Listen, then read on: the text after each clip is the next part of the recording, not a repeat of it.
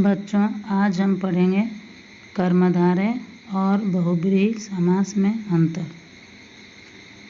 वैसे तो हम समास में कर्मधारय और बहुब्रीहि समास किसे कहते हैं और इनकी क्या क्या विशेषताएं हैं पढ़ चुके हैं। आज इन दोनों में क्या अंतर है इसे हम समझने की कोशिश करते हैं। तो शुरू करते हैं कर्मधारय समास में और बहुब्रीहि समास की क्या परिभाषा है। पहले इसकी परिभाषा समझते हैं, फिर इन दोनों के अंतर को भली भांति हम समझ पाएंगे।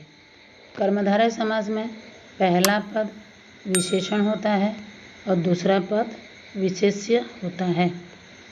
हम तो 6-7 क्लास में विशेषण और विशेष्य पढ़े हैं। विशेषण अर्थात संज्ञा और सर्वनाम की जो विशेषता बताता है उसे विशेषण कहते हैं और जिसकी विशेषता बताई जाती है उसे विशेष्य कहते हैं। तो कर्मधारय समास में पहला पद विशेषण होता है और दूसरा पद विशेष्य होता है, जबकि बहुब्रीहि समास में दोनों ही पद विशेषण होते हैं और तीसरा पद विशेष्य होता है। बहुब्रीहि समास में दोनों पद का विग्रह करने के बाद जो तीसरा पद निकलता है वह विशेष्य होता है, किंतु पहले के दोनों पद ही विशेषण होते हैं। आइए इसे अच्छी तरह से हम विभिन्न उदाहरणों के साथ समझते हैं। इन दोनों समास को अंतर समझने के लिए इनके विग्रह को ध्यान देना चाहिए। कर्मधारय समास में एक पद विशेषण या उपमान होता है और दूसरा पद विशेष्य या उपमेय होता है। जैसे कि पहले हम अभी पढ़ चुके हैं, विशेषण और विशेष्य कर्मधारय समास में होते हैं। जैसे नील गगन, नील गगन, इसमें नील विशेषण है तथा गगन विशेष्य है। अर्थात गगन कैसा है, गगन की विशेषता क्या है? गगन की विशेषता है कि वह नील है, नीला है, तो गगन हो गया विशेष्य और नील हो गया विशेषण। इसी तरह चरण कमल, चरण कमल में चरण उपमेय या विशेष्य और कमल उपमान या विशेषण है। अतः ये दोनों उदाहरण कर्मधारय समास में आता है। इनका अगर हम विग्रह करेंगे तो इसे हम अच्छी तरह से समझ पाएंगे।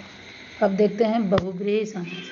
बहुब्रीहि समास में समस्त पद ही किसी संज्ञा की विशेषण का कार्य करता है। जैसे चक्रधर, चक्र को धारण करता है जो, चक्र को कौन धारण करता है? चक्र को कृष्ण, श्री कृष्ण धारण करते हैं। तो चक्रधर, चक्र को धारण करने वाला श्री कृष्ण। ये चक्रधर का अगर हम विग्रह करते हैं तो एक तीसरा पद निकलता है श्री कृष्ण।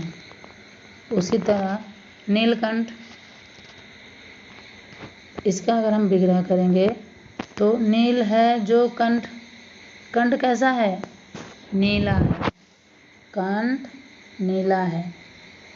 अगर इसका विग्रह करेंगे कंठ है जो, नील है जो कंठ, तो यहाँ पर निकलेगा कर्मधारय समास।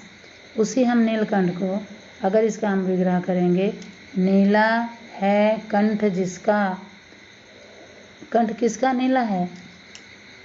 शिव शंकर या महादेव का।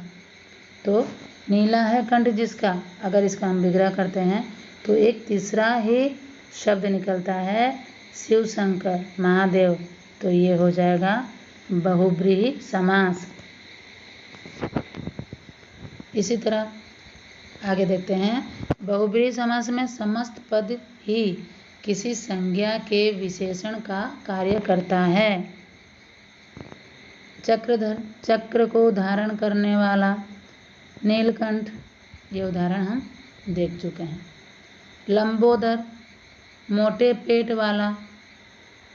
कर्मधारय, अगर हम लंबोदर कहें तो लंबा है उधर जिसका, अर्थात उधर किसका लंबा है?